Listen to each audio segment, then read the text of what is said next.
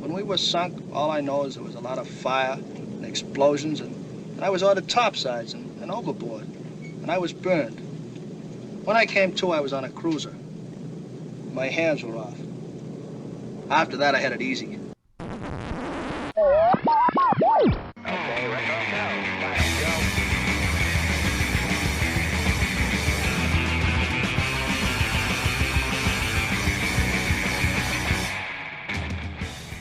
Hello and welcome. Welcome and hello. This is Wait, You Haven't Seen. It's a show where we talk about movies, and specifically, we talk about a movie at least one of us has never seen before. I'm your host, Travis, aka TV's Travis. This is episode number 247, and our movie this week from 1946, The Best Years of Our Lives. And here to talk with me about it, the former co-host of the Movie Go Round podcast and the current part-time co-host of the Movie Duel Podcast. It's Nicole. Nicole, how are you? I'm very well, Travis. How are you doing? I am doing quite well. So, all right.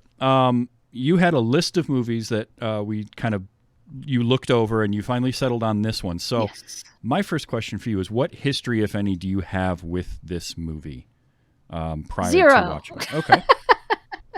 Zero. I heard about it probably a couple of decades ago, as it's one of those movies that was very big in its time, but has just sort of fallen out of the public consciousness for the most part. And, I try to be conscientious as a movie fan of, the history of film, and just trying to make sure that I'm have a thorough background as I can, because it's nice to have all that to draw on when you're looking at current movies. You can find all the references, from everybody who went to film school, unlike myself, and they all know about these movies and these fantastic shots or these sound tricks or, various things like that. And it's sort of nice to be able to put your finger on it, but sometimes also you discover these complete gems of films that you wouldn't sort of stumble across on streaming in most cases. And this was one of them. I had come up with a list when you said had to be a film I hadn't seen yet. I came up with a list of like 37 that I hadn't seen and thought that I should somehow. And then I cut it down to the most homeworky of them. The ones that I don't tend to think of as, or at least most of them are ones that I don't tend to think of as ones that you pick up on a casual viewing. I had 5 Easy Pieces and Breathless and The French Connection and Alphaville, Raging Bull. These are all classics that I haven't seen. Sure. And then there were more fun, more recentish ones like Lady Vengeance and Eve's Bayou and Blood Quantum that in some cases I didn't have access to. Blood Quantum's, I think, only on Shudder or something, which I do not have at this time. Okay. So I cut it down to 10, and my kids play D&D, so I borrowed a 10-sided die, and that's how the final decision got made for this week's movie, so for the best years of our lives. And I have to say, this is one that is one of the gems. It's much more beautifully written and less corny than I would have anticipated for a film of its time. Yes. So you brought this one up. I had not seen this either. And like you, I want to be cognizant of, film history. I didn't go to film school. I studied film on my own. I watch a lot. But I try, because I'm sort of the same way. I want to know where film came from to get where it is, right? You need to know some of that. It helps to inform. Like, yes, you can watch modern day horror movies, but you should go back and see Halloween or Texas Chainsaw Massacre or, those kinds of things to see where these tropes originated in. You can do the same thing with sci-fi and all this. And classic Hollywood is one of those things that is a bigger blind spot for me, because it just, when I was younger, those were old movies and I didn't want to watch them. And then they sort of get that out of sight, out of mind. You don't think about it. I have, over the course of this show in the last nearly 4 years, discovered things that I just never got around to watching, like Sunset Boulevard, In the Apartment, and 12 Angry Men. I just watched Sunset Boulevard for the first time like 2 weeks ago, and it was so delightful. It is amazing how good. Like, and you hear a movie as a classic, and I had this discussion a couple of weeks ago with my guest because we watched Rear Window. She hadn't seen it, and one of the things that she said was she has this thing where when somebody tells her a movie is a classic, her immediate reaction to that is like, well, I'll wait to watch that. I'll watch that some other time, because there's sort of this idea of like not following the hype, which I do get. Right. But these things that are considered classics get that label for a reason, right? When the first time you hear about Sunset Boulevard, and I'm ready for my close-up, Mr. DeMille, and all that, but when you watch the movie, you're like, no, I get why this is a classic. And The Best Years of Our Lives is one of those movies I had heard about. I hear the title, but I knew very little about it. I knew it was 1946, and it was set somewhere. It was set right after World War II. But that was about all I knew going into it. And I was blown away by how much I enjoyed. Because I saw, I will say this, I saw 1946, and I'm like, all right, I'm probably going to enjoy it. And then I saw 2 hours and 48 minutes, and I thought, oh boy, what am I strapping in for? Like, this is going to be long. And it didn't feel like that at all. It paced really well. No. And they do a lot of back and forth among the three primary characters. So you don't spend too long getting bogged down in any one thing. Yep. It moves along at a good pace. It's bouncing back and forth, like you said, and it's a character study. And I didn't know what to expect from this. I really kind of went into it very blind of like, well, we'll just sit down, see what happens with it. And it wasn't what I expected it to be. And it was very it was an interesting story, and it felt ahead of its time in terms of the kind of the story they were trying to tell. In some ways, like, it just felt like, and maybe this is just because I haven't seen enough movies, especially pre-code movies like this one. Or I guess this wouldn't be pre-code. I think the Hays Code was pre-rating system. Pre-rating system. There we go. Yeah, because I did see actually IMDb has it as approved was the rating for it. But it's maybe it's just that I haven't seen enough other films from that era to kind of get it. But like every time I watch one of these older movies, I'm blown away by some of the storytelling, and I'm like, wow, they were tackling something like that at that point. You know, this has a lot of the soldier coming home and PTSD stuff. Now, it wasn't called PTSD at that time, but like dealing back with then it was that. Shell shock kind of. But yeah, this was a great choice for a movie because it really surprised me with, not that it was good, not that, because obviously, again, you don't get ratings and win awards the way this movie did without being good, but just how much I really appreciated the story being told and the characters that were portrayed throughout it, which we're going to definitely talk about because there's some amazing performances in this. Right. You get so used to thinking of World War II era movies as being, rah-rah, go Allies, try to get people emotionally moved to support the American troops going over and support Britain in their fight and, anti-Nazi, all of that. And this was the first, you could almost call it an anti-war World War II movie in a sense, not that, it's very clear that they thought that the filmmakers felt that we had done the right thing by going over and supporting Britain and France in World War II. Yep. And that they were glad that we had persevered and we had won the war.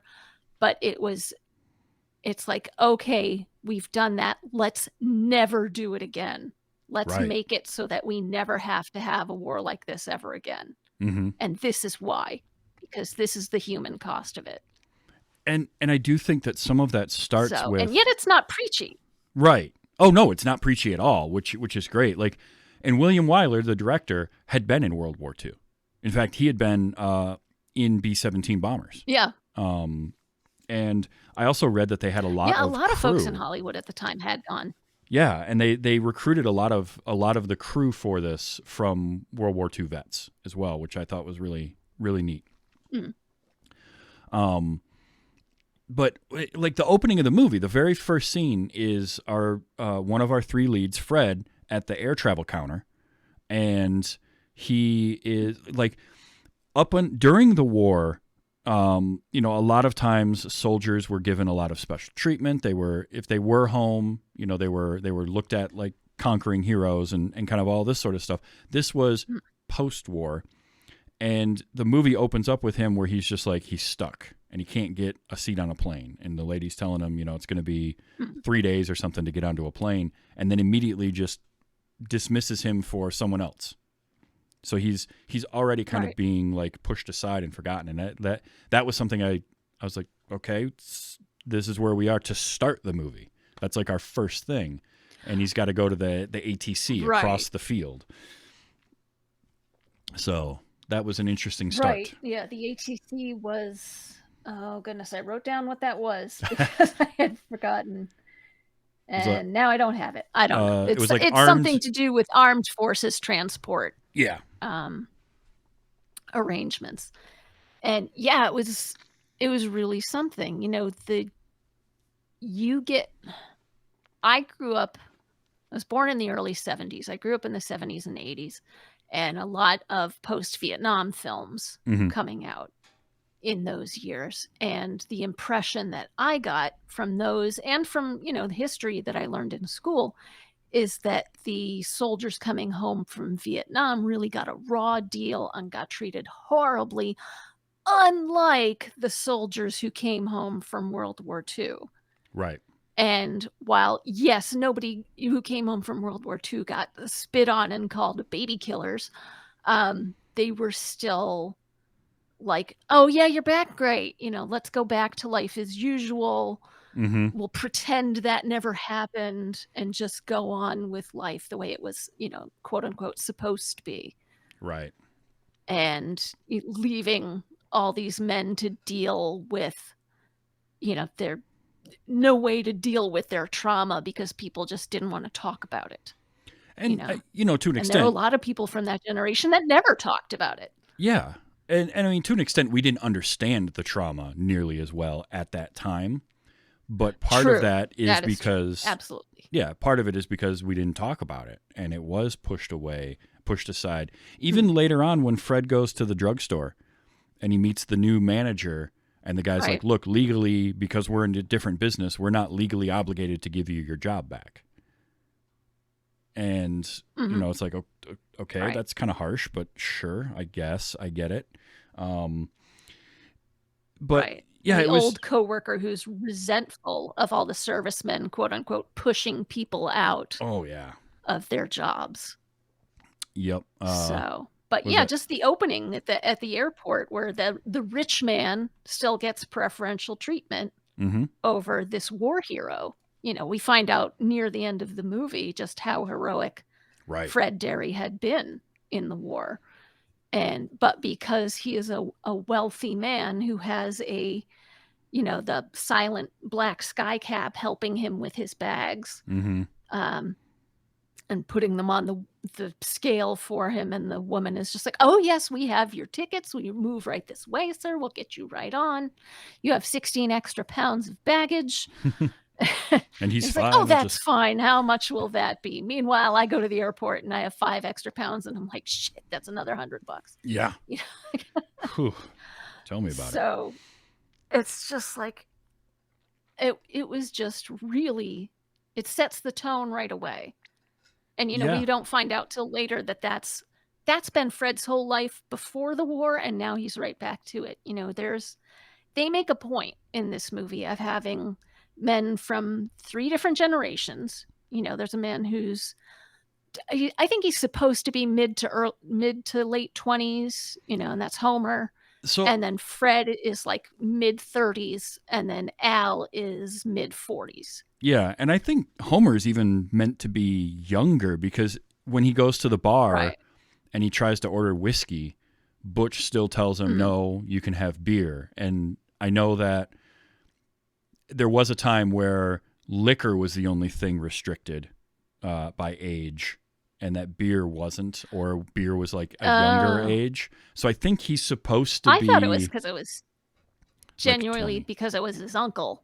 I And mean, he's just like, no hard stuff for you. that could be. That's certainly a pretty. It could be, it- but he's it's- supposed to have gone to school with Wilma. Yeah, that's true. And I don't think she's in school anymore. So, but you're right. You have 3 different generations all coming back from the war, but also 3 different backgrounds. Because you Yeah, had 3 Homer. different social strata. Yeah, Homer was in the suburbs, living with his parents, nice little house there.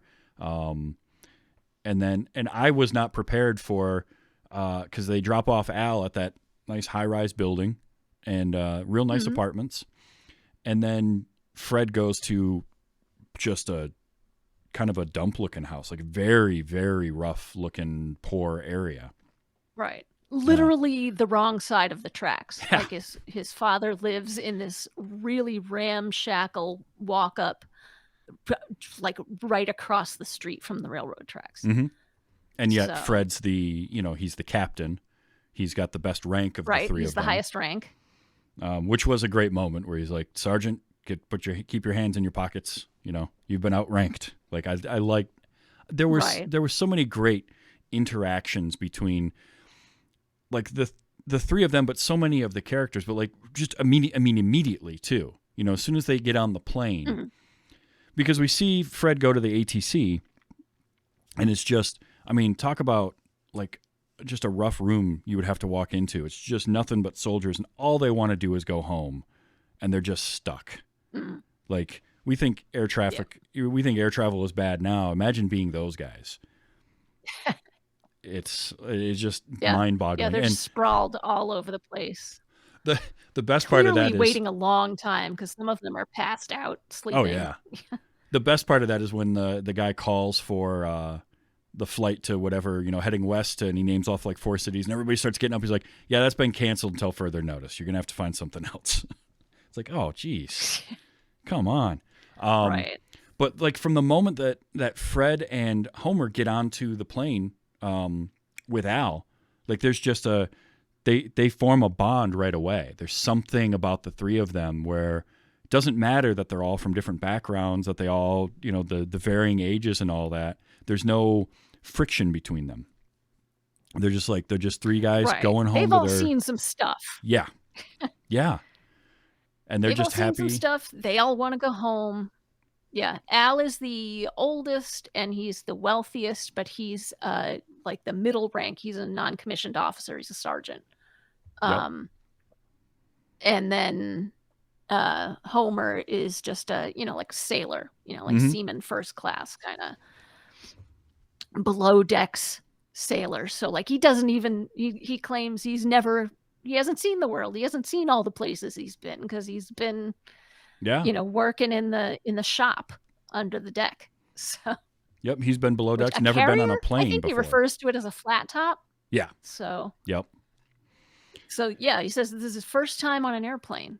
I mean, it's like how did he get to the how did he get to the foreign theaters? But it's, he must have gotten on the ship Yep. in the U.S. and Probably left from San Diego and gone all the way went over right there. out there. Now Homer, played Right, by Harold yeah. Russell, by the way. Harold Russell in this movie is so good. There is just this authenticity and vulnerability to him. This was his first acting role. This is the first thing he did. Yes. Yeah, he was Um, not a professional actor at the time. And I love the story that he was doing a training video for soldiers rehabilitating from disabilities, from injuries, and that he was seen in that, and that's what got him this role. I love that. Right. Yeah, he was in a documentary called Diary of a Sergeant that they made about, Harold Russell was injured in actually a stateside accident, a training accident. He was carrying explosives and a faulty fuse went off early, and he lost both hands and was given the 2 hooks for prosthetics. And while the hooks aren't pretty, from what I understand, they're much more versatile than, say, a silicone prosthetic hand would be. Mm-hmm. It's like that might be more comfortable looking for a lot of people, but they're not as useful. Right. So, And when- and he really shows off how well he can use them throughout the film. Yeah. Well, when they first showed him pull his hands out of his pockets, and I saw those, I thought my initial reaction was it being a movie and not really knowing much about it. My initial reaction was like, okay, it's going to look awkward because he's going to have his arms are going to be extra long because he's got to hold these prosthetics. I didn't realize I didn't know any of the background. And so then to notice, nope, his arms aren't that long. And then to see like just Harold Russell's dexterity with those and the fact like how comfortable he was. And then the way he portrayed the character as being around his army buddies, around anybody in the military that had been in World War II. He was very comfortable with it. It didn't bother him because it didn't bother them. And it was his worry of going home that was the tough part because he didn't know how people were going to react and he didn't want to be pitied. And he was worried about that. It was such a commanding performance, and it was worthy of the Academy Award he won. Of the 2. that was something that was interesting. I mean, that is one of the few things that I did know about this movie going in was that Harold Russell had been cast and had genuinely lost both hands in the course of the war. And it's interesting that the opening clip that you picked, because I thought that was honestly like the worst of his performance. Like I think that time in the plane on their way home, like they spend a couple of days going home because they have to make a lot of stops apparently. And he has that moment where he explains how he lost his hands, and to my ear it sounds fake, but maybe that's because I knew that wasn't how he had actually been injured. But the delivery sounds a little stiff to me. Yeah. But he also has the most beautiful moment on that plane. I think it's the second day. They're in the nose of the plane flying home. So they're in the bombardier's window. So they have a tremendously great view of where they're going. And it's about sunrise. And Homer's the only one awake. And he looks up and he looks at the sun coming up over the tops of the clouds. And you can see the tears coming to his eyes, these genuine tears coming to his eyes. And it's so incredibly moving. Just, my fiance turned to me. He's like, my God, this guy's good. Because it was just so affecting. Well, right there. I'm like, that's the Oscar moment right there. That's what got him the Best Supporting Actor Oscar. He won 2 Oscars for that. One because the Academy thought that he wasn't a good bet for winning the actual acting award, so they gave him a special award for inspiration to veterans. Yeah. From all backgrounds, something like that. And he won that one, and then later he actually got the competitive award as well. Yeah. Well deserved, I think. And that moment with him looking at that sunrise is one of many moments in this movie. It is not a dialogue. I wouldn't call this a dialogue heavy movie, but it's not an action film in any way. It's still dialogue driven. But there was so many moments that were so well acted through just like body movements, facial expressions, reactions to what somebody was saying to them. That I mean, a lot of it was from Harold Russell, a lot from where is she? Tessa Wright as Peggy. And Oh, even Teresa Wright, yeah. or Teresa, sorry. Teresa Wright, and even Dana Andrews as Fred. Like the physical acting, he did a lot of acting with his posture, with the way he would carry himself. Yes. That I liked a lot. You'd see his, when something would be beating him down, his shoulders would slump a little bit more, and he would kind of force himself upright a lot. And there was a lot of really good acting in this. And Frederick Marsh won the other Oscar for acting. He won Best Lead Actor for his role as Al. He was great. I thought they all were. So it was fantastic to see that. And Hollywood loves an alcoholic. Yeah, I that's true. Say. They love alcoholic characters, and Al, almost immediately starts coping with his feelings with alcohol. Yeah. Yep. What it does, though, I think in this that works so well, this whole movie, is these characters feel real because they're multidimensional. There's no yes, Al does turn to alcohol, but there's a reason behind it, and it's not something he necessarily consciously I don't know. I get this feeling like he came home and he's confused. He doesn't know what's going on at home now because he's been gone for 3 years and everything that he's gone through and how different his life as a sergeant was from being the banker. And now he's back home, but he's going to be a banker again. And his kids are grown up. I mean, I can't imagine having children like that, being gone and just come home to these two young adults. I love that moment where he's seeing them and he's like, "Who are you two? Like, I don't even recognize you. What happened?" And right. If you've been gone, for even 3 years, his oldest son is supposed to be 17. Yeah. So there's a huge difference between 14 and 17. Oh yeah. In terms of appearance, usually, and in terms of temperament and composure and what you've learned and how you conduct yourself. There's just a huge difference. And to come home to that having happened, in your own mind kind of overnight, because you have this picture in your head of what your kid was like when you left, and it's going to be completely different. So yeah, he's just sort of at a loss as to what to do. His wife says, "Why don't you sit down and rest?" And he's like, "I'm comfortable standing." Yeah. He's just not ready to just kick back and relax, his first day home. Yeah, which I can get. It's gotta feel just strange to suddenly be in that situation after 3 years of whatever it was that he had to go through. And then to just come home, and now he's got to do this. And the next day he's getting a call from his bank, his manager at the bank, wanting him to come in to talk about working again, which he doesn't really want to do, but he also kind of knows he needs to.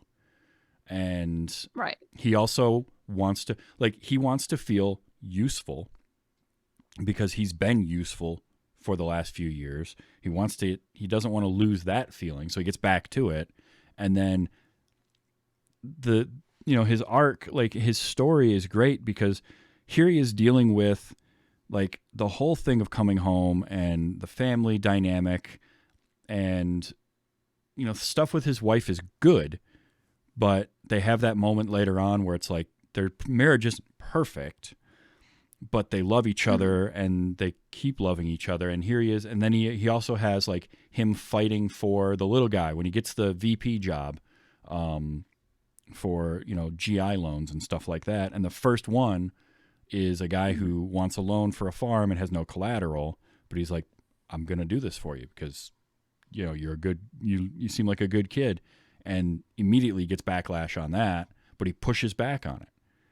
And that whole scene at the at the dinner was great for that very reason, because you could see Millie go through a lot during just that speech. Right, she's over there. Yes, his wife Millie, played so well by Myrna Loy. Oh, so well. And yeah, she's going through they have her seated on the opposite side of the head of the table, and her husband's on the other side of the the president of the bank, and you can see go on all over her face that she wishes she was right next to her husband so she could, restrain him Yeah.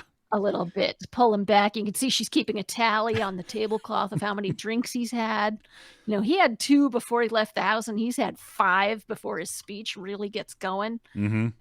And she's just like, the look on her face is like, oh God, he's going to blow it. He's going to say something absolutely off color or horrible or insulting, and he's going to blow it all. And he's going to have to find a new job. It's like all going silently across her face Mm-hmm. as it goes. And then as he speaks and talks about how he understands that he needs to use sound banking principles to make his decisions, and that giving these loans to GIs can be seen as a gambling with the depositor's money, but he sees it as betting on the future of this country. And, this is something that we owe to our men coming back, and I think they're going to do well, and I believe in them, and we're betting on them. And you can see by the end of the speech that his wife is so proud. Yes. She's so proud of him. Mm-hmm. And, she's going to back him up 100% of the way.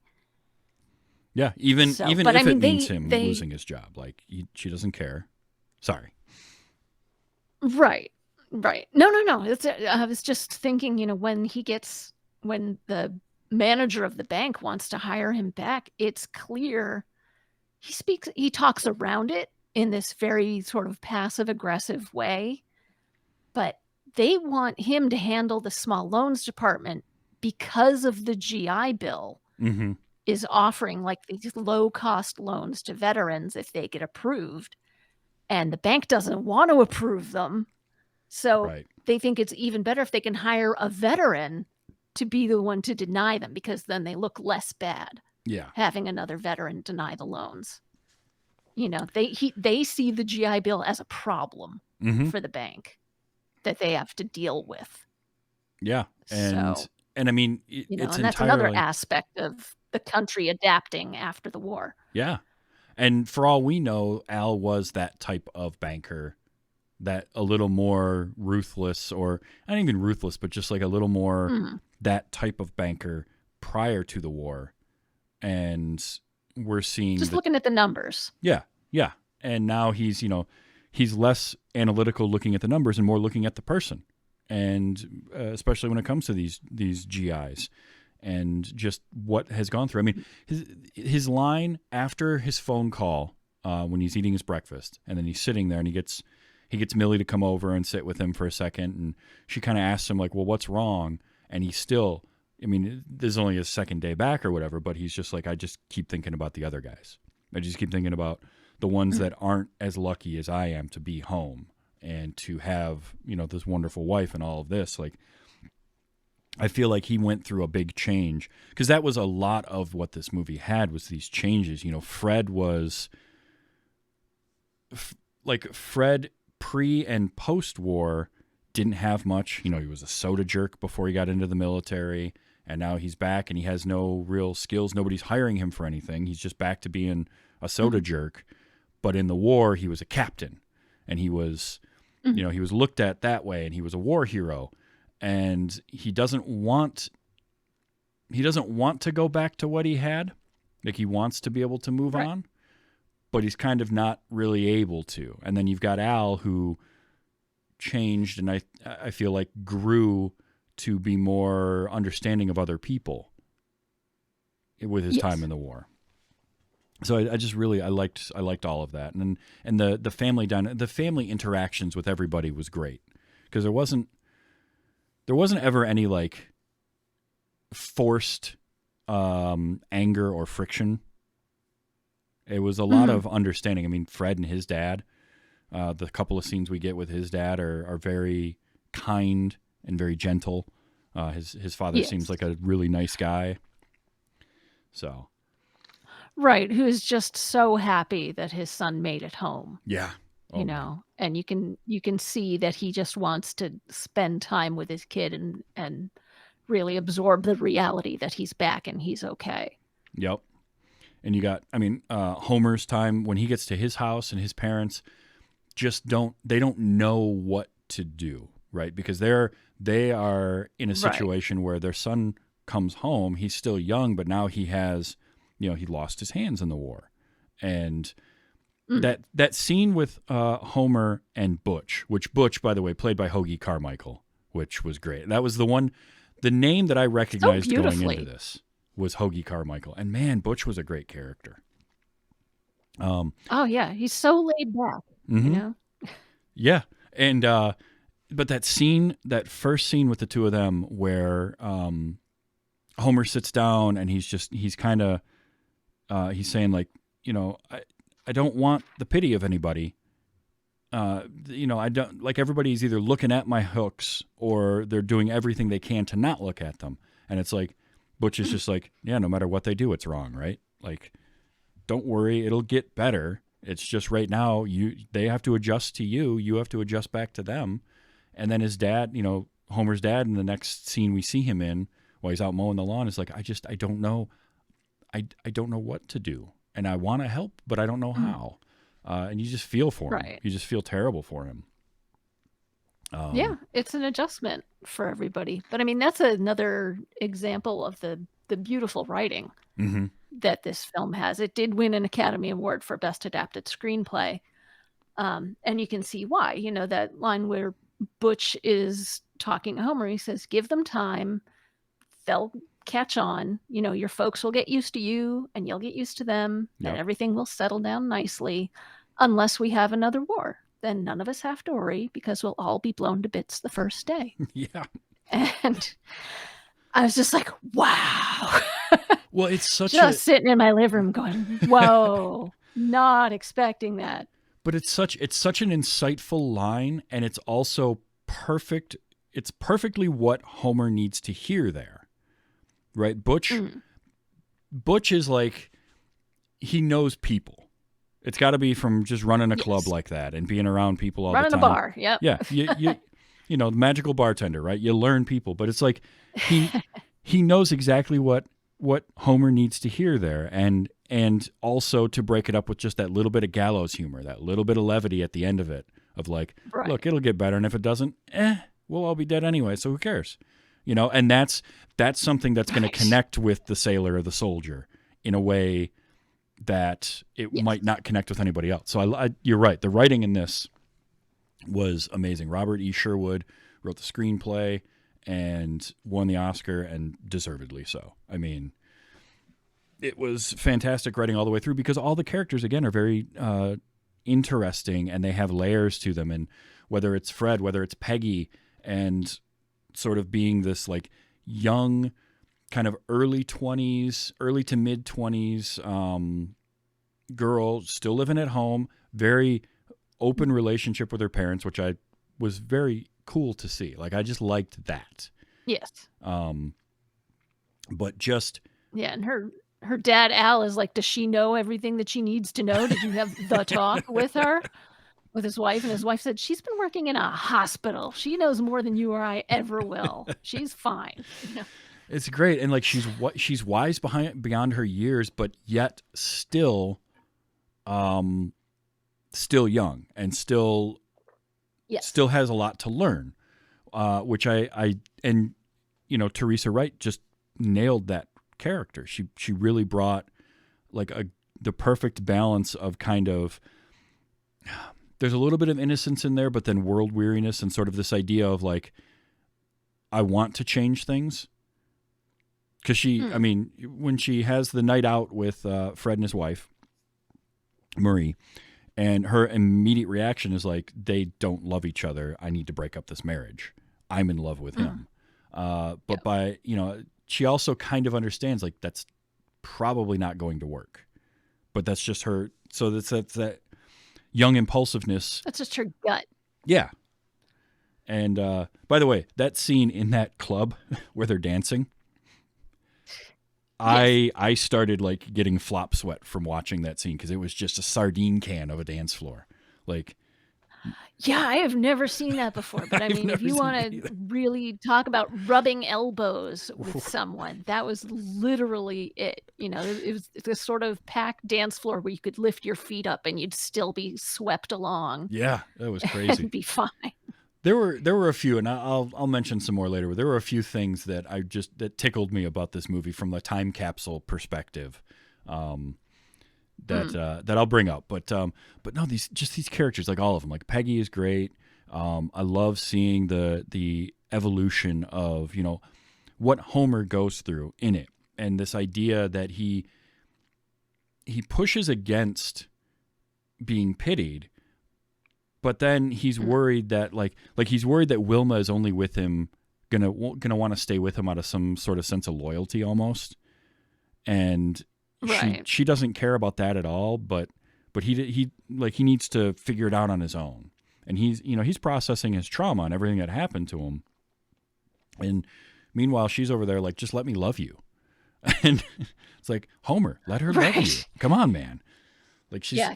Kathy O'Donnell does a really good job of broadcasting how much she loves Homer. mm-hmm, With it's a little heavy, but not so much that it's cloying or over dramatic. It's just she just looks enraptured to hug him again mm-hmm, when he first gets home. And he's just doesn't doesn't know what to do with himself. He just stands there yeah. and lets her hug him, and like he kisses her back, but not with any sort of passion or anything. It's just, a basic response, and you can tell this he's got some stuff to work out here Mm-hmm. about how he's going to deal with Wilma And and the fact that she still loves him, and yeah, yeah. he seems to think like she doesn't really understand how hard life with him is going to be and what she's going to have to deal with. And she's just like, she doesn't understand why he's pushing her away. It's Yeah. like, I want to be a support for you. I want to be here for you. And you're Mm-hmm. not letting me, and I don't get it. Which can be tough. Like, So, it's tough because in the end, Homer does have to get to that point himself. He has to figure that out. yes. But all she can do is just continue to put that out there for as long as he is willing to listen, and he eventually does. Mm, But you're right, like, she does borderline on that kind of almost too much, almost unbelievable in her devotion and her love yeah. for him. But then you also think about the fact that she's probably, let's say she's 20 at the oldest, right? Let's say they're Mm, both in their early 20s. Maybe is a year older than her, something. She fell in love with him at such a young age and then had him gone for so long that I sort of get it. Like, right. there's a bit of a believability there of that young love, and like, you can't imagine being with anybody else for the rest of your life at that age because you're so in love with Right. that person. I mean, she's literally the girl next door. She lives in the Yeah. house next door Yeah. to them. Um, and they went to school together, and they were high school sweethearts, Mm-hmm. and they've probably loved each other since they were like 8, Right. and it's just one of those things where they imprinted on each other very young, Yes. and she's devoted to him, and he went away, and while he's been away, she's probably been building all these scenarios in her head of what life is going to be like when Homer gets back. They're going to get married, and they're going to get their own little house, and they're going to live happily ever after and have a dozen kids, and it'll be great. And she's still ready to do that, and he doesn't think that she's ready for the reality of it. Yeah. But he's also got to get through that. I think that a certain amount of insecurity is unavoidable Mm-hmm. when you come home with an injury like that. It's like, your body is not the same anymore, and it's very hard to just assume that everybody's going to feel the same way about you. Yeah. It's very easy to believe that people are looking at your injury first and you second, and do they still see you as a whole person? Do they still Mm-hmm. think of you the same way? Are they treating you nicely because they still genuinely like you, or is it out of pity, or is it out of what?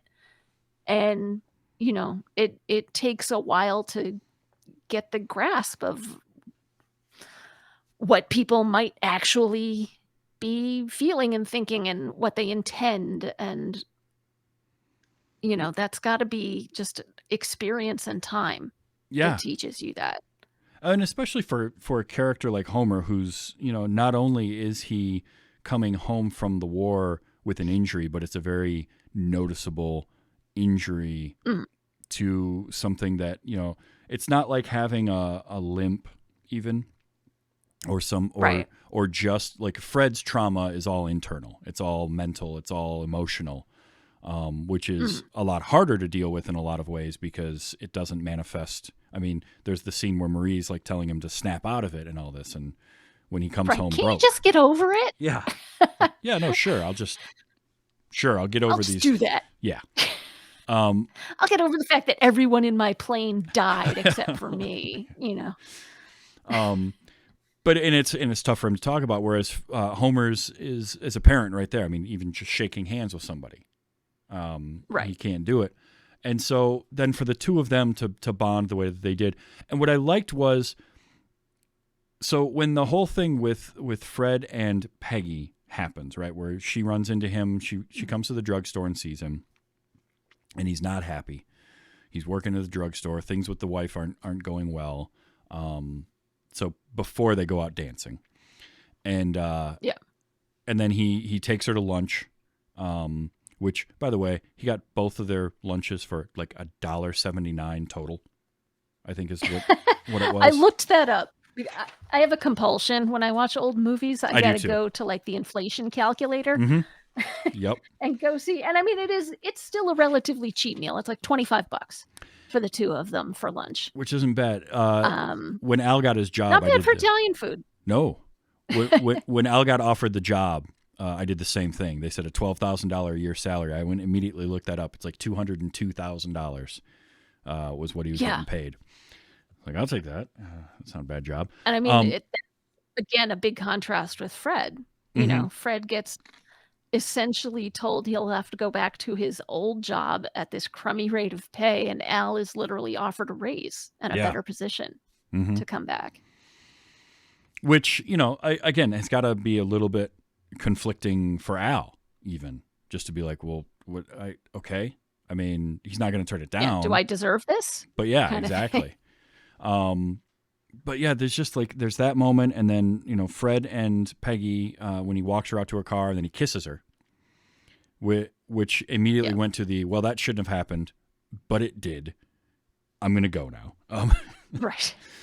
And Peggy, having the relationship she has with her parents, she tells them about it, like later that night, to the point where Al and Fred sit down, and that scene at Butch's between the two of them, what starts with Fred coming in, going and sitting down with Al, all the way through to when Fred leaves after the piano part with Homer and Butch. That whole thing is just brilliant, start to finish. The acting and all of it, the framing of everything, the blocking of the scenes. I loved the deep depth of field they would put in a lot of these shots in this. And I did see that the cinematographer for this, the director of photography, had worked on Citizen Kane. That's the one. I don't know why. It's Greg Toland. Yeah. And so, like, it shows in these shots. You don't think about them the first time you're watching it. You're not really, like, it just isn't top of mind. And until towards the end of the movie, when I realized there's so many times between Weiler and Toland that they would frame something so that they were using the entirety of their frame to tell a story and to tell two different stories at the same time. It was so there's something good. going on in the foreground and there's something going on in the background. And oftentimes whatever is going on in the background is more interesting and more to draw your eye than the thing going on in the foreground, which is much bigger and taking up so much more of the frame. And it was I just loved all of it. It was so good all the way through. But that particular scene in Butch's bar that last one there was really one that just grabbed me right away, because they kept on that Right. they kept on that 2-shot of Fred and Al just facing off across the table. Mm. And the tension there was like palpable. You could feel it between the two of them. Right. And it just astonished me. And then of course you start layering on, then Butch shows up and then he starts playing piano, and or not Butch, Homer shows up with and starts playing piano with Butch. And I loved loved Al's reaction to that. I thought the piano lessons thing was just a ruse, which is honestly what I thought at first. When he said that, I thought, oh, he's saying that, but he's just You think it's a joke. Yeah. He's taking piano lessons and just drinking beer. But no, it was real, and that was great. It was so good. So then to have Yeah, I love that scene between Al and Fred where he's confronting him. He's basically doing, number one, the protective Papa thing. Yep. Of what are your intentions toward my daughter? And I don't like this because you're a married man, and I'm going to try to convince her to go, have a relationship with somebody who is single and will make her happy. And there's this threat that you don't expect out of anywhere, but I think in a way it's respectful of Fred for him to tell him, one military guy to another. Mm-hmm. So, Fred was like, well, so what's next? Do we go out into the alley and have it out? And Al says, I learned a lot of dirty tricks in the army. I'd hate to kill you by accident, basically. Yeah. Yeah. And Fred's like, okay. I guess that's it then. I'll go break up with your daughter. I'll go call her right now. And he makes that phone call in the background in Butch's bar while we're watching Butch and Homer play the piano in the foreground. Mm-hmm. And it's just amazing. You don't know where to look. Yeah, the whole time, because you're obviously showier to watch Hoagie Carmichael and the guy with hooks playing a duet on the piano, mm-hmm. but Fred's doing the more emotionally important thing in the background. And then you've got Al, who's in the foreground just of the the body frame. language. Yeah. I mean, Al's right there in the foreground of the frame, but his attention is on Fred in the background. So it's just like the whole time, and it's all one shot too, which is, that's old school filmmaking. I mean, that's how you did it. But having it as a single shot there, number one, you get to just show off that they're actually playing that piano. There's no faking that. Like it's happening right there in front of you. But also it just keeps your attention because you keep looking from one side of the frame to the other, and you're looking at Al, then you're looking at Fred, and you come back over and you see Homer, and you just keep it like it draws your attention all over the place. It's just so interesting to watch. And they did this very similar shot right at the end, like one of the last shots at the wedding, because after that whole scene was when Homer goes and sees Fred back at the lunch counter in the drugstore. Which, first of all, that's something I miss. I'll be honest. I miss those old school like lunch counters. We had a Woolworths in town here when I was growing up that had that exact style of lunch counter. So like I've got fond memories of that from my very, very young childhood. And I just miss like that ambiance of going in to a place like that, and you had that. But I love that he goes in there, and that's when we get the whole confrontation with the guy talking about the Reds and whatnot, and sort of the and how we fought for the wrong people in the war. And like how he's the way he's talking and the way he's tapping his paper, saying, just read the facts, my friend. And I'm watching this and I'm like, it's just like hearing someone, like tapping their phone screen of their conspiracy website and being, we got to make America great again. Yeah. Or do your own research. Got to look at yes, exactly. Just read the facts. It sounds exactly like do your own research, and you'll see how we got suckered into fighting for the wrong people and being on the wrong side. That the Reds didn't want to. They only wanted to fight the quote the limeys, and they would have done it, and we would have, and everything would have been fine. They had nothing against us, And it leads to another Ah, just gorgeous shot, which is right after. So the confrontation happens. Fred jumps the counter, and which, by the way, Homer desperately wants to take a swing at him, he really does. and he's so frustrated. He's Um, just like, oh, if I had my hands, And yeah, it's the one time you really see him, one of the few times, but like the one time in public where he says, I really wish I had my hands right now. hmm If only I had. And the guy he's grabbed by the lapels is kind of freaking out because he's got these metal hooks being waved in his face, right. and it's so Fred's like, there's two different ways he's trying to not defuse the situation, but handle the situation before it gets completely tragic in some Yep. way. It's like he wants to defend his friend and make, take care of this stranger who's so convinced that we got hoodwinked. And so he decks him. Yeah, Unfortunately, he decks him into a glass counter. which just shatters upon impact. So that I feel was bad great. for the stunt guy. Oh, I know. Yeah, I wonder if something happened to the stunt performer because you don't see him face on No. anymore. That he's facing the other direction as they walk him off into the Yep. background. That looked like a I'm rough just like, one. I wonder if he was a mess after they did that. And I don't know if they had candy glass back in the 40s. they had to have had something, but yeah, no, it was whatever it was a rough looking bump that he took because he hit that and like the case itself shattered, but the base of it didn't. So he also hit that pretty hard before rolling off of it. But I have to give Right. a shout out to Yeah. Dana Andrews and his athleticism because there's two different moments in Oh, this yeah. movie where he shows off like that guy was in some shape because he hops that counter, which, look, if you've never tried to hop a counter before, to do it as effortlessly as he did is impressive because he just bounds over that thing. I did like the little bit of a speed up on his punch when he decks the guy. They undercranked just a touch to speed the film up so it looked even like rougher.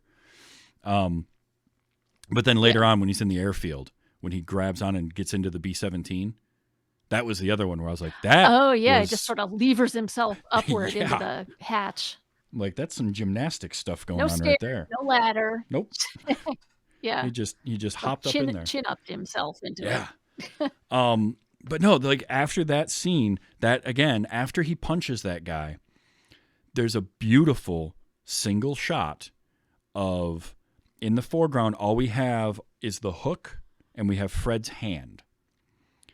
And that's taking up like a third of the frame. And then the background is the bedlam that's going on and all the people watching it and the store manager coming out and all of this. And just the way everything is framed and that long focus again, that real deep depth of field was compelling because there's just that little moment where Fred kind of grabs Homer's hook and sort of holds him back a little bit like I'll take care of this, don't worry. And then he just goes over, yeah, I know the customer's always right and I'm fired. Here you go and I'm leaving. And he just takes Right. off. And immediately kind of is there for Homer of like, look, this is rough. What you're going through is rough. You need to find Wilma. You need to tell her how you feel about her. Marry that girl right now. Like, don't let yourself get to a point where you lose that. Hold on to that thing. And that was it was a very emotional moment. There was a lot of those in this. There was a lot of emotional moments in this movie. Sure. For sure. I mean, the whole for thing. Fred, his situation, he got married like less than 3 weeks before he left for the war. So he said he was married like 20 days Yeah.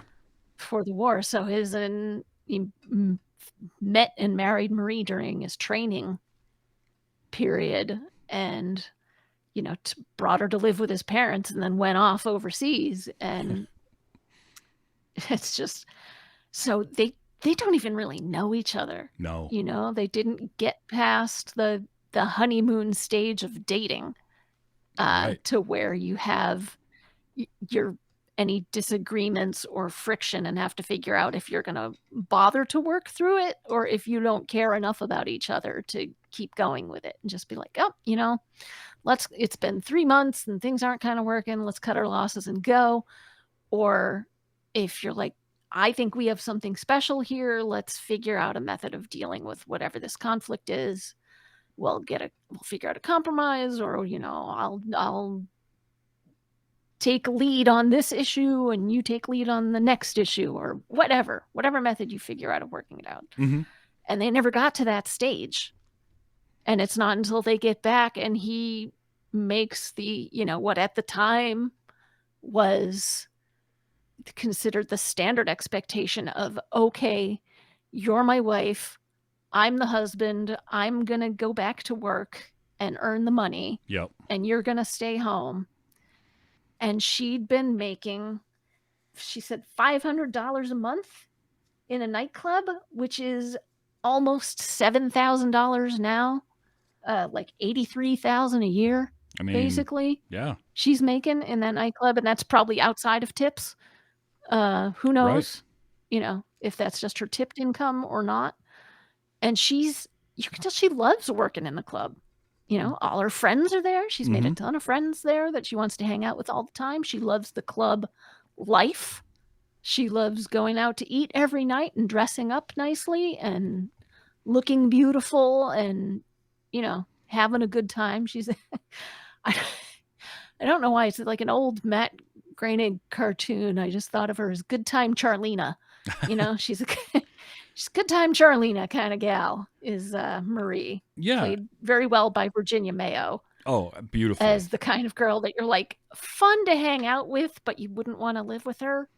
No. and the thing with her is like she could be looked at as the least likable character in the movie, and she has her flaws. They all do. But you have to think of it from her perspective too, is like she gets swept up and marries a soldier. And then he's gone for 3 years. So now she's been basically independent for 3 years. She's taken a job. She's living on her own. She's doing fine. And he comes back, and she sort of almost viewed him like a trophy. I mean, if you think about when he comes home in the suit and she sees him in his civilian clothes for the first time, and she immediately wants him to wear his uniform when they go out that night. They're going to go out to dinner and wear your uniform. Right. And he's so... Like Fred wants so much to make her happy and to make it work with her that he's like, let's do it. I got money. Who cares? Let's go. And that's why they end up broke, because he doesn't think ahead enough. And he's just like, no, I want to live in this moment now and make her happy. I don't want to just take any old job, go back to my old, like all that kind of stuff. So yeah, the fact that they had to, as Al put it, well, at least you and your wife can get acquainted now when they're coming home on the plane. Yes.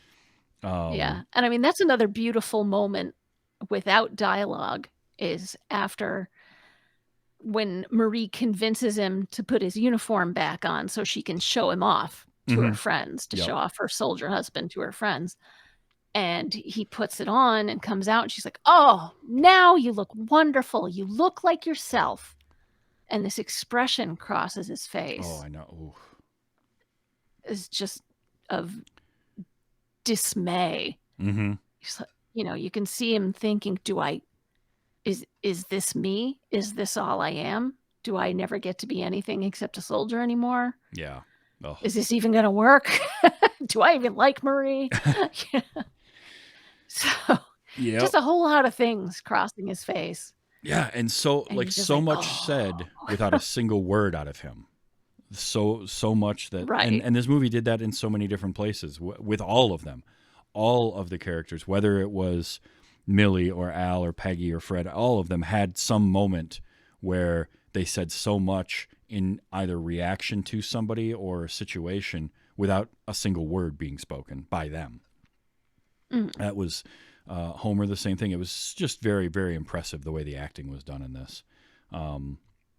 And I keep coming back to that, but like I'm blown away by it.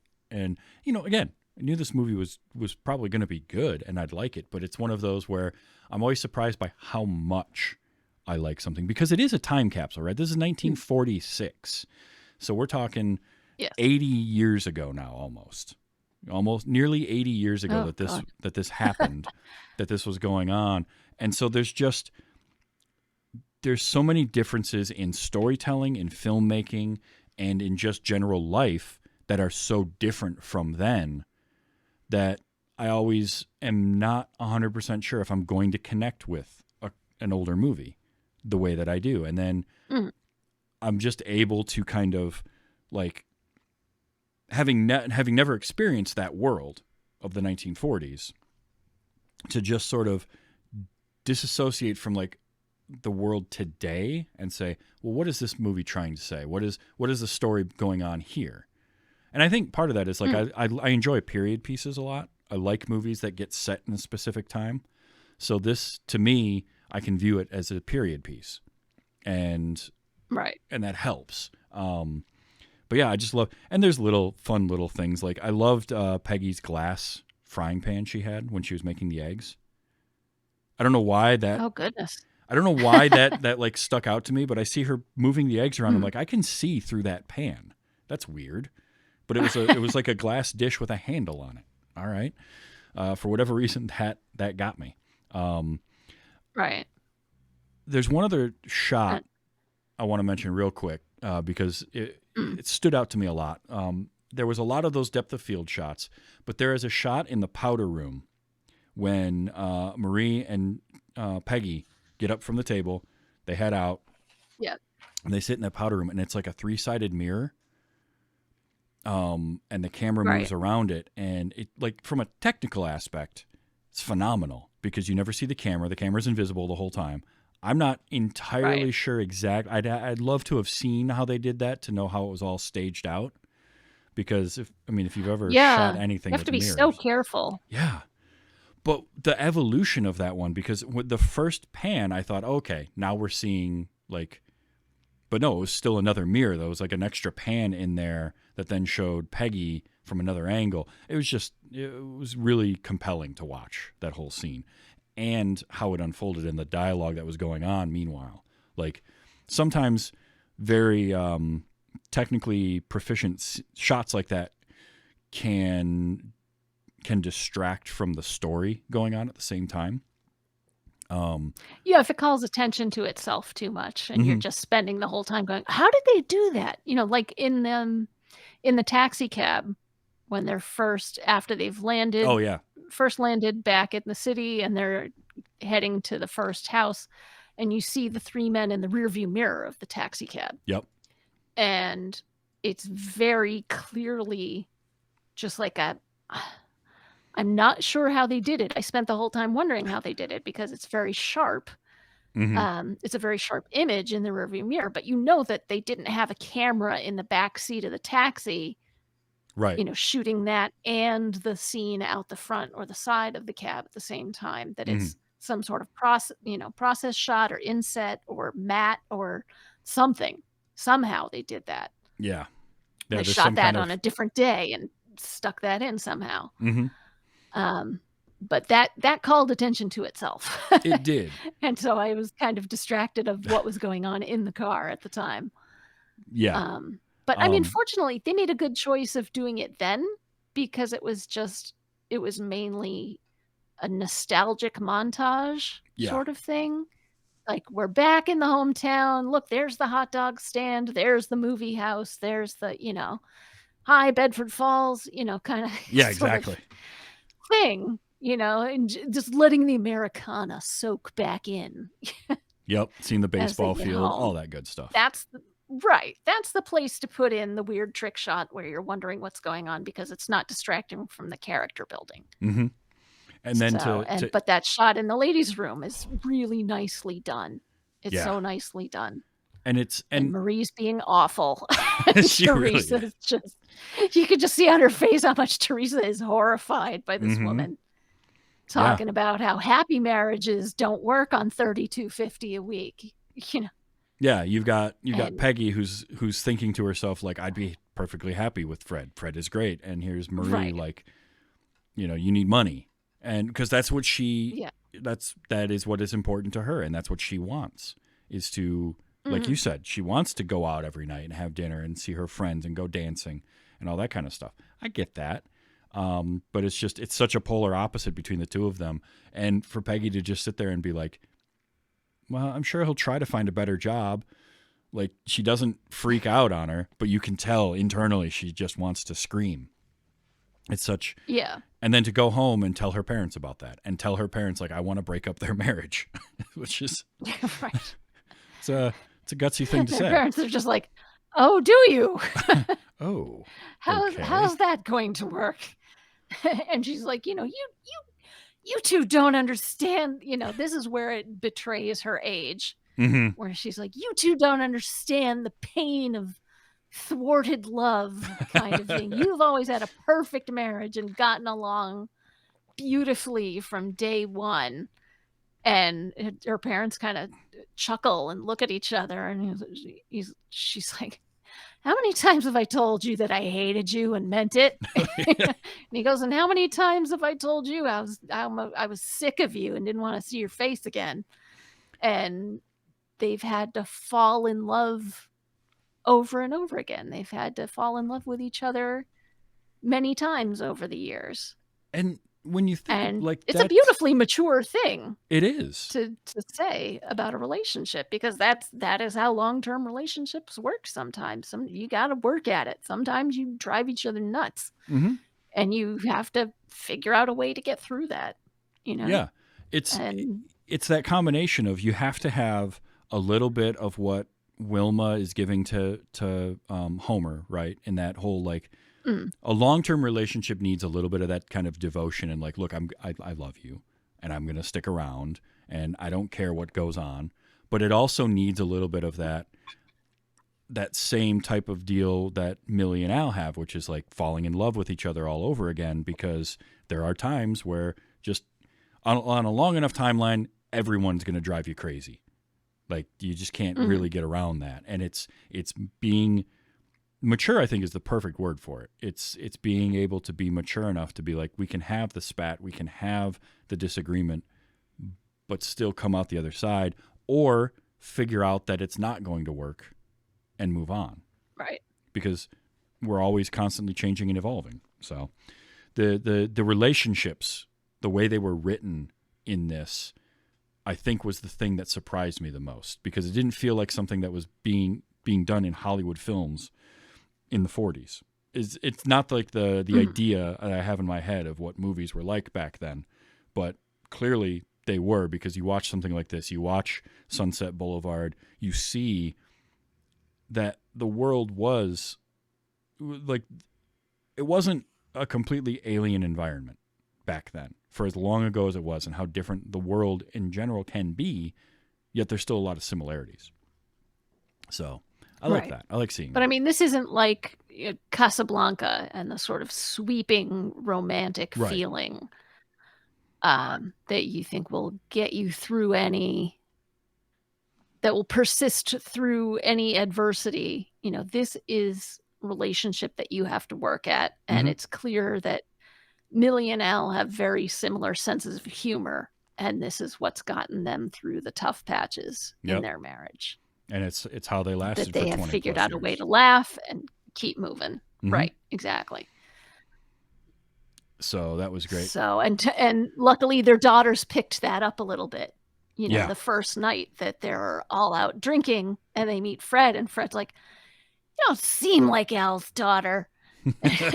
And she goes, actually, he's my son from a previous marriage. And I was just like, I didn't think that was the kind of joke they made in the 40s. It felt very contemporary. It felt very modern. It did. Sort of joke that you would make. That whole scene in the beginning where Al says, let's go out on the town, and it's Al and Millie and Peggy. Millie and Peggy are just amazing in that whole sequence where they're just like, okay, we got to deal with these drunk guys again. All right, fine. We can do this. Like, Millie wants him to go home, and he's like, one more drink, come on in. And she goes along with it. But then she sees, like, there's that moment where they start dancing, and it's like, there's a little bit of that, that's them falling in love again. That's that moment. Yeah. It's that in a microcosm of like, it's been a rough night and she wasn't prepared for him to come home when he did. Like, she just Right. wasn't ready. And then the flood of emotions of couple him days being early. home. Yeah. Yeah. The flood of emotions of him being home. That was another scene when he walks into the house, into the apartment, and he sees the son, then he sees his daughter, and she's in the other room calling out like, Peggy, who is it? And there's the pause there. There again was some of that Right. amazing acting without words, where you catch the realization wash over her, and then that long focus shot, and again, something in the background is what we're paying attention to, which is them coming together at the end of the hallway, and it's small in the frame with the kids sitting there watching their parents, and it's just like I love that. And then later that night, now she's got to deal with him being just drunk. And they drop off Fred at the apartment building, and he can't get inside. I love that. Well, let's hold on. Let's wait a minute and make sure he gets inside. Right. Yeah. And next thing you know, they're carrying him back to the car and throwing him in the backseat with Al. Yep. And just all of that. Just the kindness, too, of Peggy and Millie to take care of Fred and Al. Al makes sense, right? It's her husband and the father. But Fred... for somebody they don't know at all, to be kind enough to make just sure. met him. Yeah. But he was somebody that Al knew, even briefly, and there was the bond that they had as soldiers. And so that extended to that shows just the kindness of Millie and Peggy to take care of him and get him home and, make sure he sleeps it off for the night.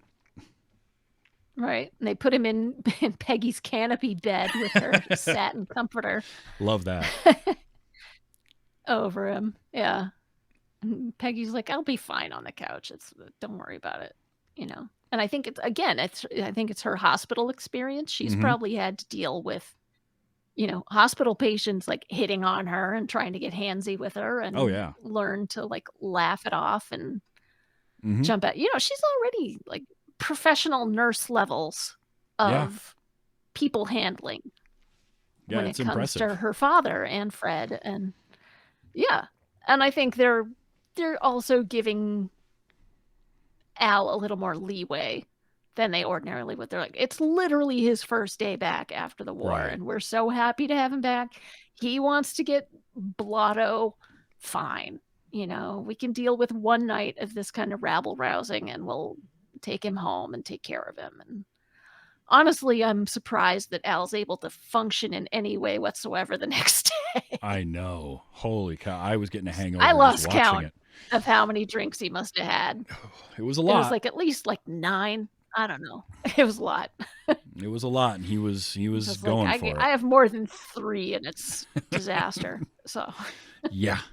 So one thing I looked this up. This was the one piece of trivia that I did not know this. This was new to me, and I just found this very interesting. And it was there's the shot right at the beginning where the three of them are in the plane, and it's Homer lighting the cigarettes.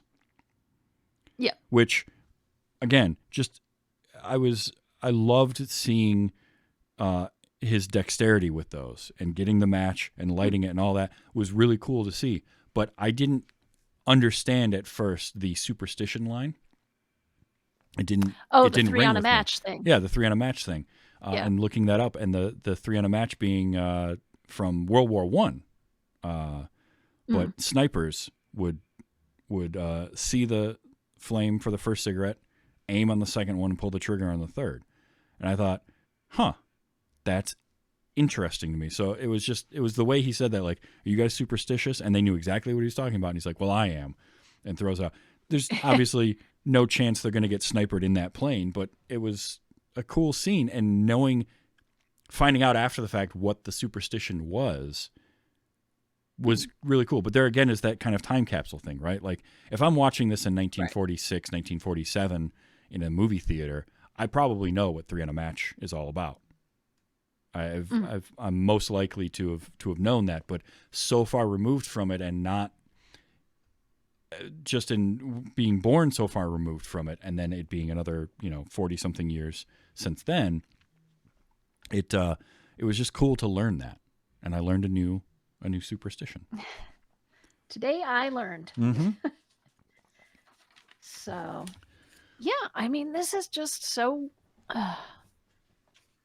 It's wholesome too. There's a It- wholesomeness to this movie. It is. It's wholesome without being corny. Yeah.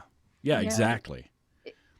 It very it's- easily could have been super corny too. Like it could have been preachy, it could have been corny, it could have been way over the top. But I think why it's still so good 70 plus years later is the fact that it's earnest in its message, and it's wholesome, and it's like it's truly a family film in a lot of ways.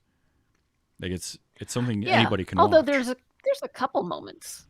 There's at least one moment that's a little bit charged where Wilma comes over to Homer's house at night. Homer's downstairs, he's pouring himself some milk. Mhm. Wilma comes over because her family's going to send her away the next day to Right. go stay with her aunt and uncle on, Lake who's it, at their cabin, and to try to forget about him Mhm. and move on and let him go because, Homer hasn't been responsive to her anymore, and her parents maybe think that they're not going to have such a good life together now that Homer is disabled.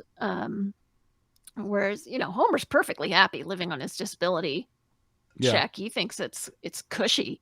It's sure. more money than he might have gotten at several other jobs. It's more money than Fred's making, Yeah. at least.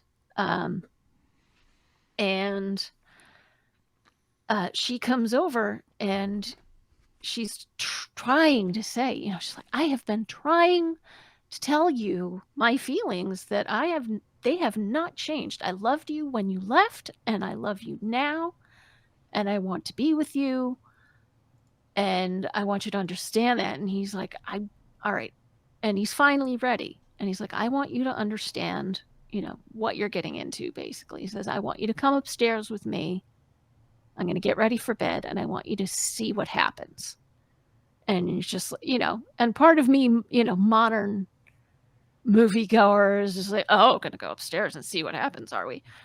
But it's not that at all. Mhm. Yeah. They go upstairs and he shows her, and he's already learned some things since he came home. He's Yeah. like, before he needed his dad's help to take his shirt off and to take off the harness that holds the prosthetics on. And now he can do that part himself, So he wiggles out of the harness, puts the hooks down on the bed, and he's like, and now, I can get my pajama top on, but I can't button it. And so Peggy says, I'll do that for you. And she lovingly buttons his pajama top and, very tenderly turns the collar back down once it's on him. And I wrote this down, and he says, this is when I know I'm helpless. My hands are down there on the bed. I can't put them on again without calling to somebody for help. Can't smoke a cigarette or read a book. If that door should blow shut, I can't open it and get out of this room. As dependent as a baby that doesn't know how to get anything except cry for it.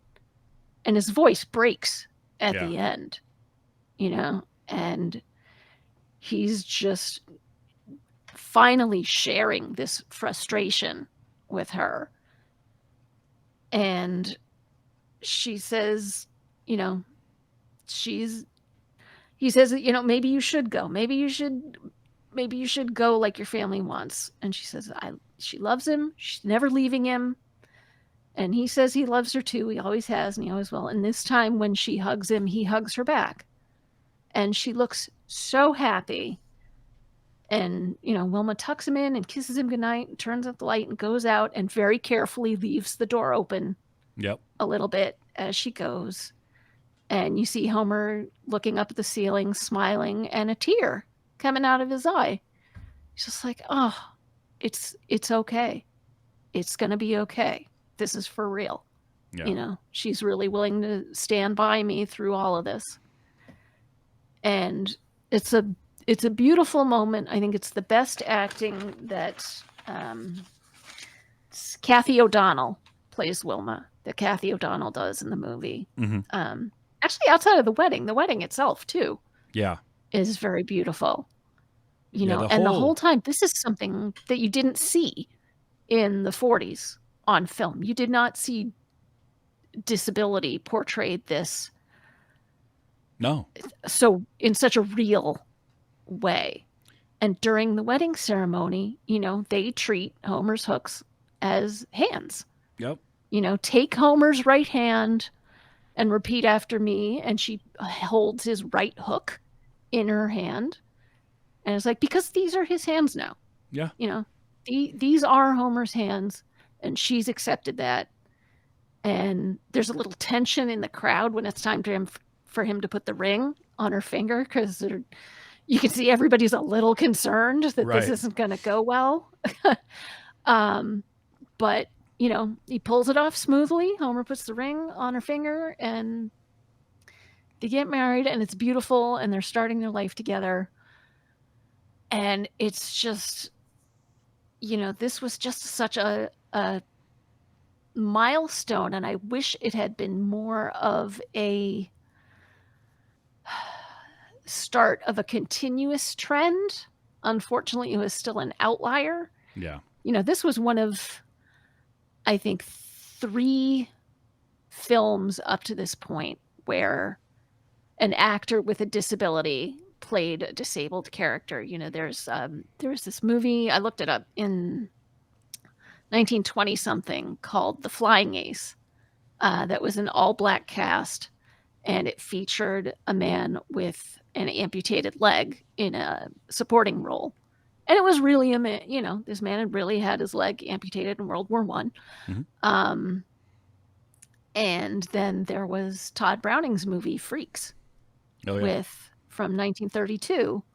That was a cast of people who really worked in a circus sideshow, and they were genuine, had various disabilities. But, that movie was very poorly received at the time. It didn't do very well critically. It didn't do well commercially. It nearly ended Todd Browning's career, because people didn't know how to handle it. And so this was one of the very early depictions of somebody with a very visible disability on screen. Lionel Barrymore had been in some movies. He had arthritis to such a severe degree that, there were some roles in the late 30s where he was using crutches, and then It's a Wonderful Life, he's in a wheelchair the entire time. And that was necessary. He was Yeah. genuinely disabled by the pain of his arthritis, to the point where he couldn't really walk anymore, or at least couldn't afford to expend that much energy and still be able to act, Mhm. So it was just such a it was a landmark in cinema, and I just wish it had been more continuous progress from then. It's like only now, I would say only in maybe the last 5 years really has the majority, I think, opinion in Hollywood turned to where roles of disabled characters should be played by disabled actors. Mhm. That, we should no longer have people who are usually able-bodied, people who are typically abled, playing the role of somebody who is blind or deaf or in a wheelchair or what have you. It's finally, I think the majority opinion's finally turning to that point, but it's not, it's almost 80 years later, Yeah. off this film. Yeah. It's And that's just wild.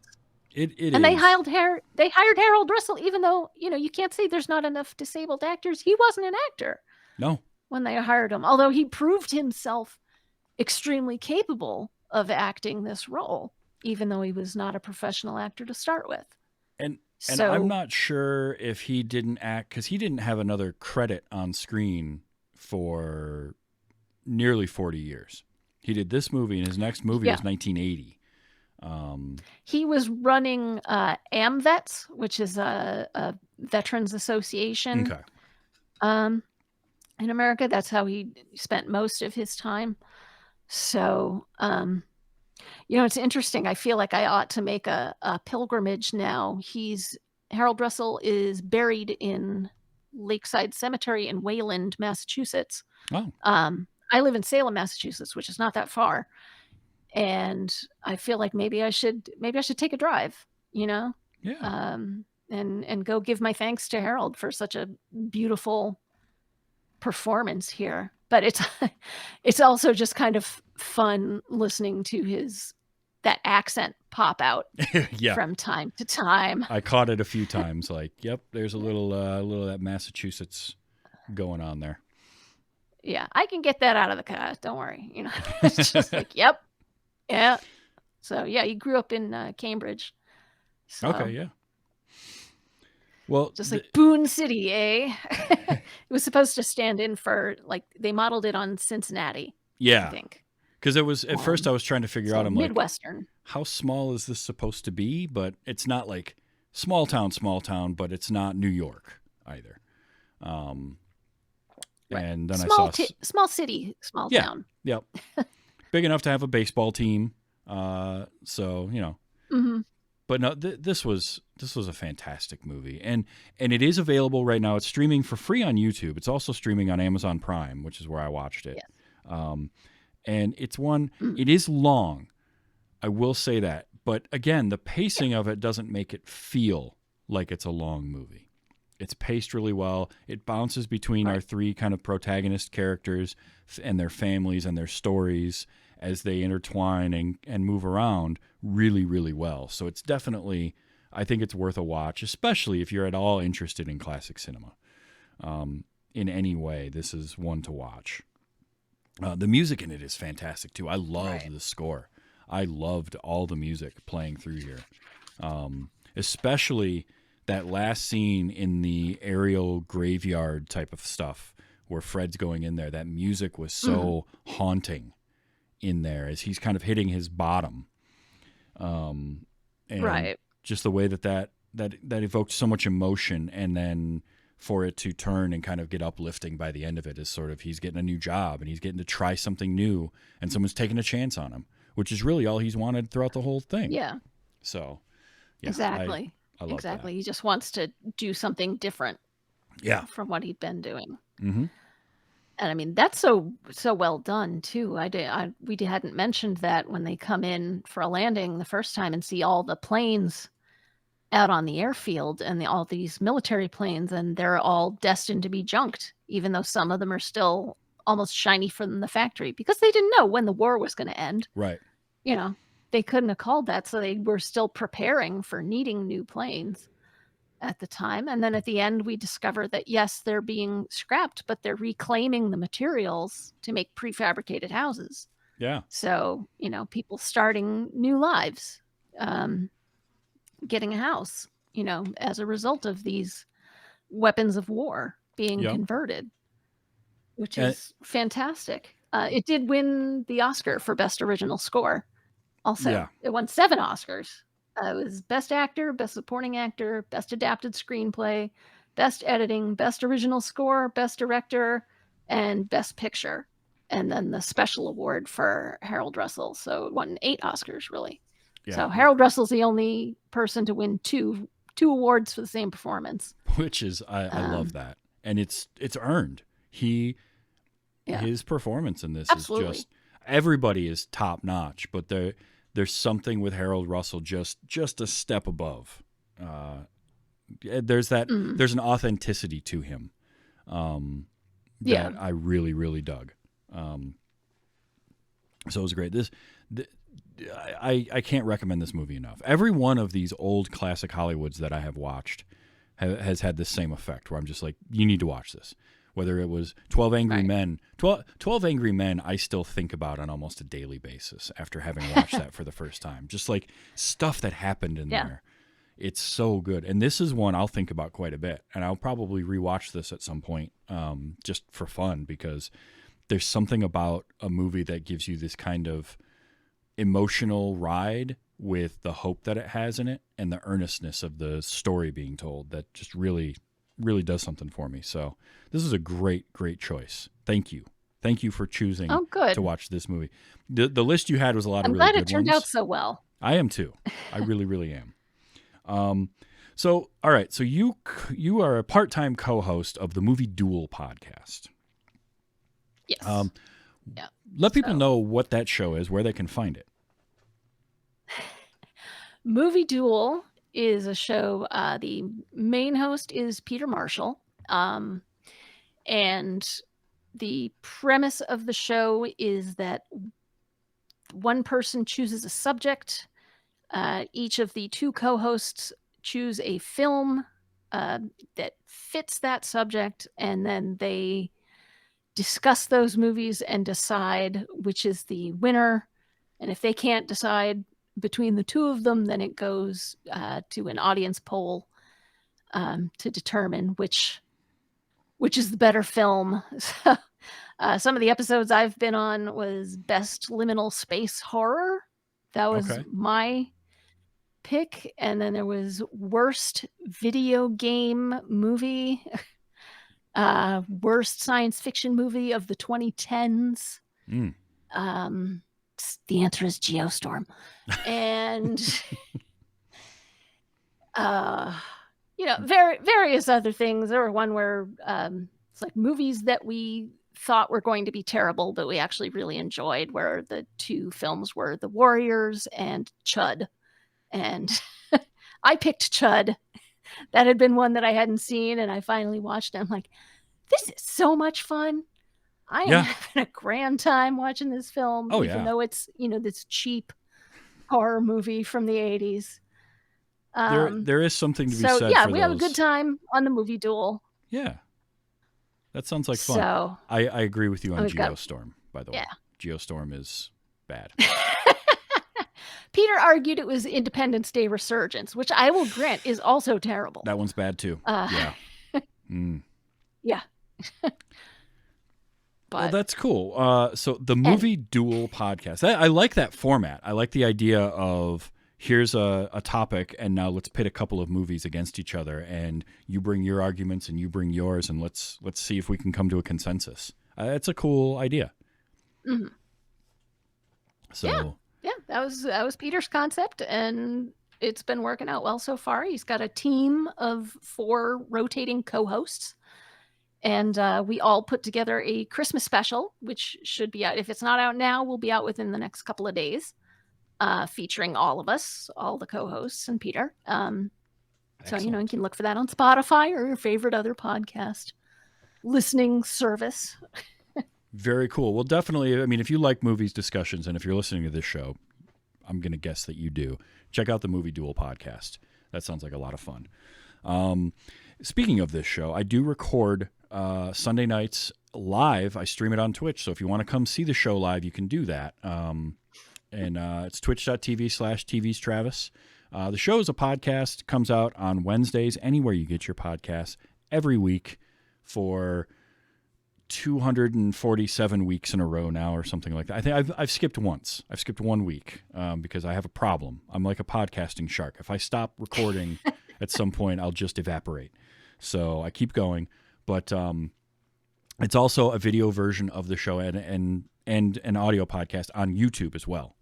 So you can check it out there, any of the podcasting locations, or go to my site, tvstravis.com, which does have links there for this show, other shows that I do, as well as the Patreon for this, patreon.com/WYHS, which you can do for as little as $1 per episode. And there is exclusive content that comes up. You get shows a few days early there, all that kind of stuff. So if you feel like joining that, please do. If not, just listen to the show. I appreciate everybody that listens to the show. I do this because it's just a lot of fun. But Nicole, thank you so much for being here this week. This is great. We're going to do this again. I'll have you back anytime. Thank you for having me. I love talking about movies, so I will grab any chance I can get. Excellent. Now, next week, I'm moving forward a couple of decades, but we're still staying in somewhat of classic territory. Next week, my friend Josh is coming back. He hasn't been on for a little bit. Last time he was on, we talked about Annihilation, which was a movie that short-circuited my brain with excellent just movie. Oh, it was so good. We're going to go back to 1975, and we're going to talk about 3 Days of the Condor.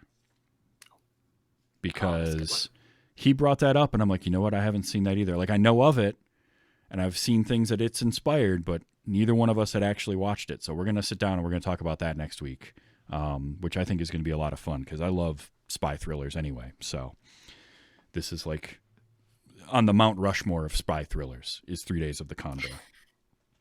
So definitely come back and check that out. But yeah, thank you so much for being here, and we'll definitely get you in some kind of a regular rotation. We'll get you back on at some point because this was a lot of fun. And you came highly recommended as a guest, and I will definitely be making sure that I double whatever I pay Corey for bringing me guests. So, Well, thank you. I appreciate it. I would love to come back. Excellent. This has been great fun. Thank you so much. And just remember, next week, 3 Days of the Condor. Until then, everybody, enjoy your movies and let's be excellent to each other. This has been Wait, You Haven't Seen.